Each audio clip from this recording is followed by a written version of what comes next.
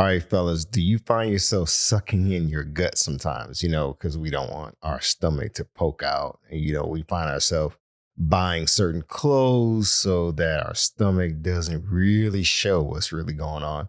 I mean, we've all been there before. We go to the gym and we do that suck in the gut type thing and we walk around a certain way. Man, it's so crazy the stuff that I see at the gym and the things that I realize that we all do as men.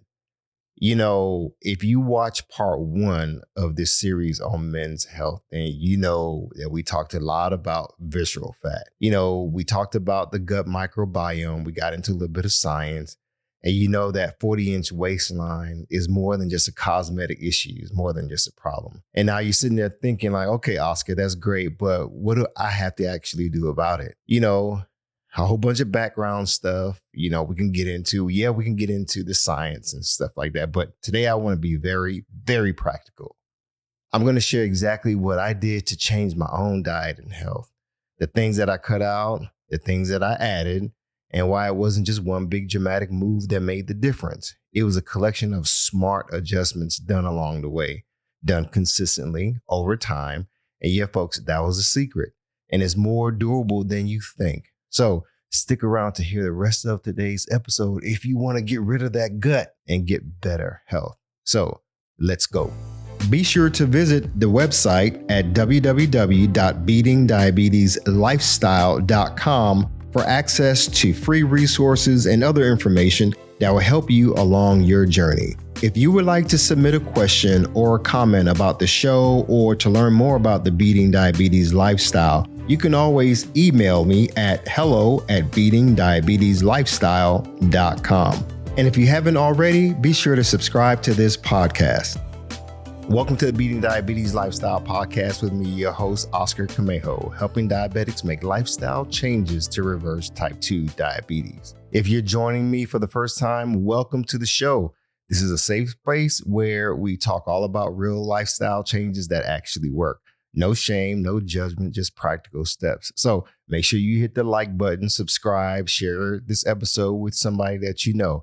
You can always go to my website and get more information. And as always, you can also email me so that we can keep in contact.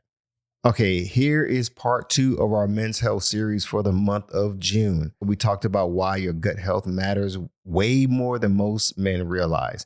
We covered visceral fat. We dealt with the microbiome. We even dealt with the real connection between your belly and blood sugar. So remember, June is Men's Health Month. This is very important to dial in and tune into these episodes.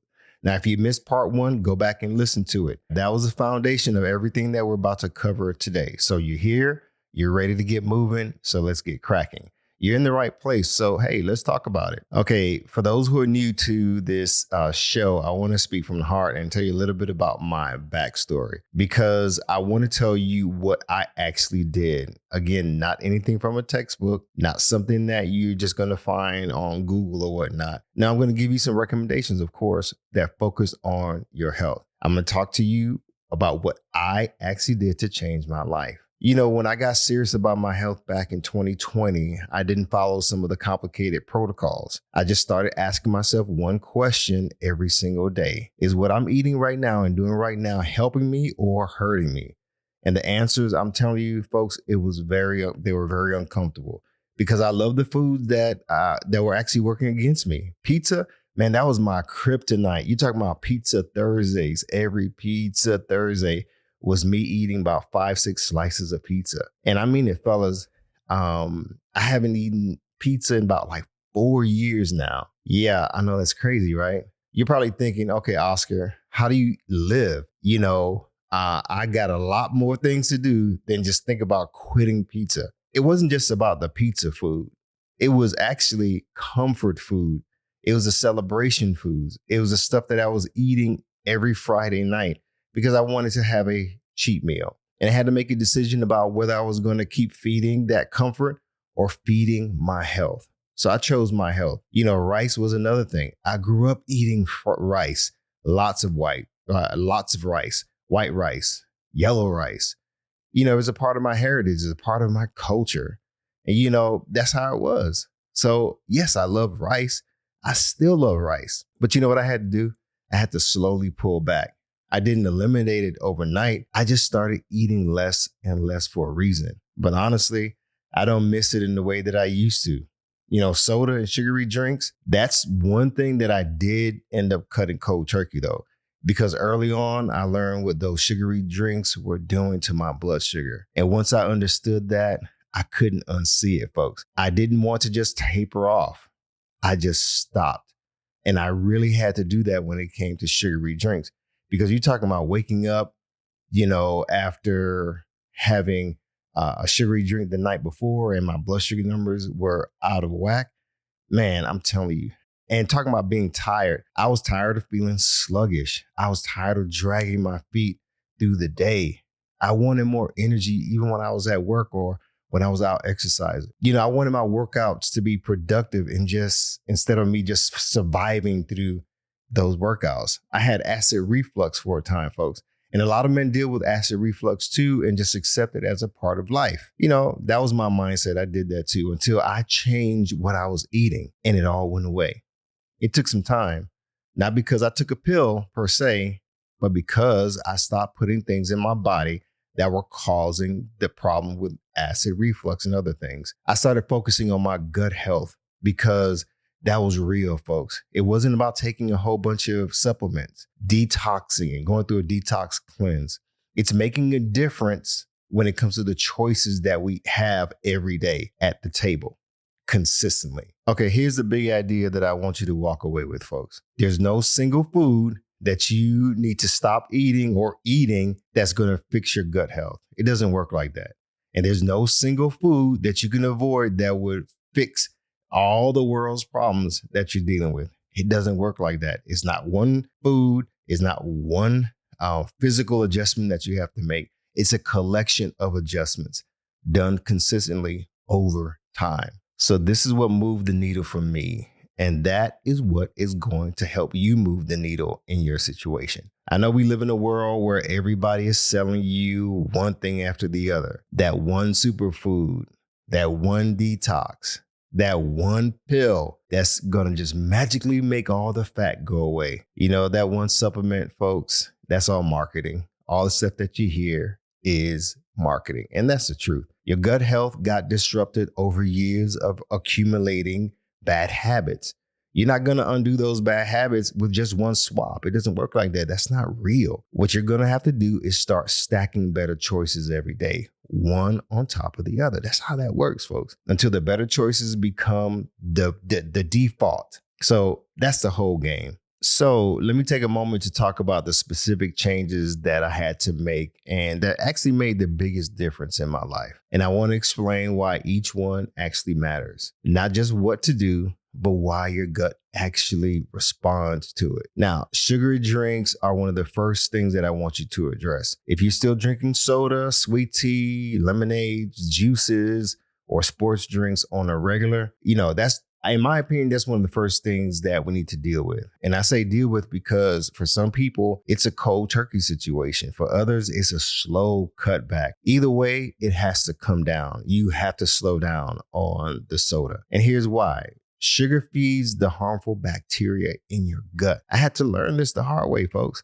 The more sugar you're pouring in, the more those bad bacteria actually multiply. That's what they feed on. And as they multiply, they crowd out the good bacteria in your gut. Your gut actually is made up of good bacteria as well. Your gut lining needs more protection. Your blood sugar is going to get harder to manage if you stay locked into drinking soda. That cycle is just going to keep going on and on. Sugar feeds bad gut bacteria. Good bacteria declines. Inflammation rises. And guess what climbs? Your blood sugar. When I cut soda, I didn't just replace it with diet soda. I replaced it with water. And then I eventually had, some sparkling water. My point is give your gut a break from all that sugar. It will respond in a good way. A lot of people focus on what they're trying to cut out or what they need to cut out. And I get it. That was my mentality. And there are going to be some things that I recommend that you cut out. But what you add is just as important as what you eliminate. Vegetables are non-negotiable for me right now. I eat them every single day. Not because I'm on some special diet. I really don't believe in dieting. I believe in lifestyle modifications. I believe in lifestyle choices when it comes to our eating, because vegetables feed the good bacteria in your gut. So I make that a part of my lifestyle. The fiber in vegetables is what's gonna feed your good bacteria as well. When they eat well, they thrive. When they thrive, your gut lining stays healthier. When your gut lining is healthy, folks, your body manages blood sugar much, much better. So focus on your fiber. Get that from your vegetables, not just in some protein bar or fiber bar or whatever. Feed your gut. You don't have to go and get a salad every day. I'm not talking about eating rabbit food every day. Just get more vegetables on your plate every single day, folks. That one habit alone makes a real difference. Trust me. Now, what about fried foods and your gut? You know what? Fried foods is rough on your digestive system. I learned that the hard way. Talking about acid reflux, heartburn, all that stuff, all the oils used in frying, especially when they're used and reused in high heat, that just makes things worse. They slow down your digestion. They increase your inflammation. And for men who are already dealing with blood sugar issues, high cholesterol, that inflammation is going to make everything even harder. I cut fried foods out of my regular diet. It wasn't a punishment. I wasn't trying to beat myself up. No, because I understood what they were doing. And I didn't want that same thing to keep happening anymore. Your perspective has to shift when it comes to food. Now, what about bread, rice, pasta? My thought on that is, it's important for us to reduce that. Again, I'm not trying to tell you just to go on a strict elimination diet. No, I still eat rice sometimes. I eat bread on occasion, because I went from eating it almost every day to eating it occasionally. Folks, the reason is simple. These are refined carbohydrates. And refined carbohydrates break down quickly into sugar in your body. Now, listen, that quick blood sugar spike that your body is experiencing, imagine that happening over time. Those repeated spikes wear out your body's ability to manage blood sugar more effectively. So reducing those things doesn't mean you're eliminating them forever. You need to give your body a chance to reset. It means making them a smaller part of your plate instead of the centerpiece. What are we reducing? The white rice, the white bread, the pasta. Increase your vegetables, increase your lean proteins, increase your fiber, increase whole foods. And what about adding fermented foods? Your gut needs good bacteria. And one of the best ways to bring good bacteria in is through fermented foods. Now, what am I talking about? I'm talking about like plain yogurt, some kefir, sauerkraut, kimchi. There's a whole list of things that you can find. These foods contain live cultures that support your gut health. You don't need to eat a whole bunch of them. Pick one or two that you can tolerate and make them part of your regular diet. Plain yogurt with no sugar added is one of the easiest starting points, folks. Now, here's one of my favorite things is drinking water. This one sounds real simple. I know, I get it. Because most men are walking around right now chronically dehydrated. And you wonder why your digestion is out of whack sometimes. And you have slow digestion, constipation, and, just having some other things going on. Well, your goal is to drink enough water daily so that your urine is clear and being healthy. So let me reemphasize this. Dehydration slows down digestion. It causes constipation and makes it harder for your gut to do its job. Your goal is to drink enough water daily that your urine is light and yellow to basically clear. That's your gut's version of a green light. We need to be in the green light zone. Now, I talked a little bit about the cycle before, and I want you to really focus in here. Okay, so here's what happens when your old habits stay in place. You eat processed foods, refined carbs, fried foods, and you drink sugary drinks. Your bad gut bacteria actually multiply. Your gut lining gets inflamed, like we talked about before. Your blood sugar gets harder to control. You feel sluggish and you feel tired all the time. I mean, I got tired of being tired. I told you all that before. You reach for comfort food and to feel better, but you actually don't feel better. And the cycle just keeps going on and on and on. It's the poor choices in food. The bad bacteria multiply. Inflammation increases. Blood sugar spikes. You feel fatigued. And then you make more and more bad or not so good food choices. Okay, what happens when you start making the adjustments we talked about? The cycle can run in the other direction. Better food choices feed better bacteria. Better bacteria reduces inflammation. Wow. Lower inflammation means better blood sugar responses. Better blood sugar means more stable energy. And if you're on meds, I know some of y'all, you want to get off meds. And guess what? You can do that by improving your health. You want more energy? Yeah, we want to get you to that place where you have more stable energy. And that's a cycle that can work for you instead of working against you. That's the good news, folks. When I was in the hospital in August 2020 and I was 268 pounds, newly diagnosed with type 2 diabetes, I remember sitting by the window and looking out the window. I just started thinking about my health. And I remember looking down at my stomach and I was like, man, my stomach has gotten big, and I could have beat myself up. And to be honest, I did for a little bit. I was like, man, how did you let yourself get here? It was a scary situation. And I didn't have a lot of energy that weekend. I remember going into the hospital just sluggish, man, and learning that I had type 2 diabetes in the hospital. So yeah, sitting down in the hospital, I didn't think back then that one day I would be starting a podcast to help people overcome their challenges with type 2 diabetes. That wasn't on my mind. That was the furthest thing that was on my mind. I wanted to live, folks. I had friends who had passed away from type 2 diabetes. And mind you, when I was in the hospital going through my health scare, this was in the height of COVID. And there were people not coming home, especially people with type 2 diabetes, because there was some other complications surrounding that. So, a lot of that stuff was on my mind, but I'm glad that those days that I spent in the hospital, I'm glad for the opportunity that those days gave me to really think about what I was going to do with the rest of my life, And so I don't know where you are in your health. I don't know where you are in your situation, but I will tell you this, that there is good news. I don't know where you are with your gut health. I don't know where you are with your eye health, your kidneys and whatnot. But I want you to hear this very clearly. Today is the first day of the rest of your life. What are you going to do with it? We're talking about men's health and we're talking about your gut.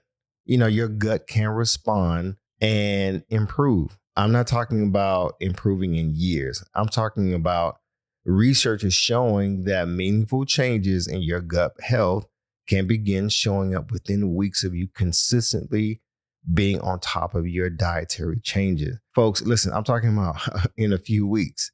That's not a long time. You don't have to be perfect to start seeing results. You just have to be consistent. Missing one meal isn't the problem.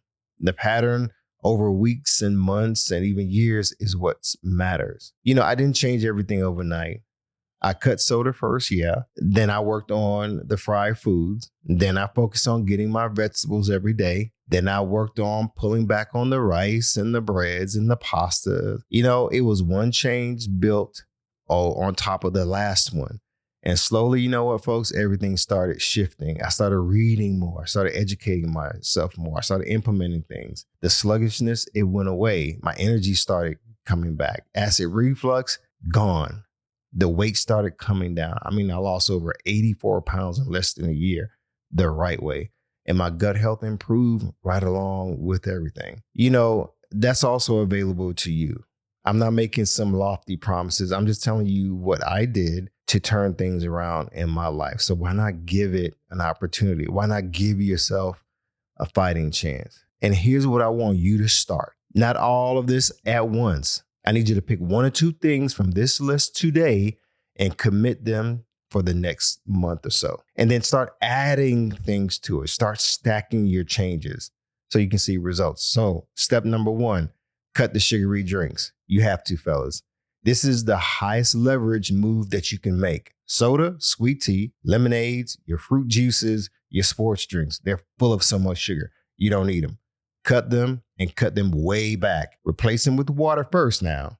I'm not just talking about eliminating without replacement. Now, that was step 1. Step 2, get your vegetables on your plate every day. I mean, every single day, not just on the weekends when you go out with the family. No, every day. And listen, fellas, I'm not talking about when you feel like it. Get it in, get your vegetables every day. Even if it's just a side of broccoli or a handful of spinach, get it in. It's important. Remember, step 2, get your vegetables every day. That's non-negotiable. Now, step number 3, I need you to go ahead and start pulling back on the fried foods. And I'm serious about that. You don't have to be perfect. But if you're eating fried foods multiple times a week, that's worth addressing. We got to deal with that. Start by cutting one fried meal per week. You have to do this, folks. The fried foods, I know you like it, but it's not helping you. Progress, not perfection. But we got to start somewhere. Why not start now? Again, reduce the fried foods. That's your step 3. Start by cutting once a week. Now, step number 4, reduce refined carbs. I'm talking about your rice, bread, your pasta. You don't have to eliminate them all at once, but start shrinking down your portions, folks. Make vegetables that centerpiece and move the rice and bread in the same direction. Give them a smaller role, no pun intended.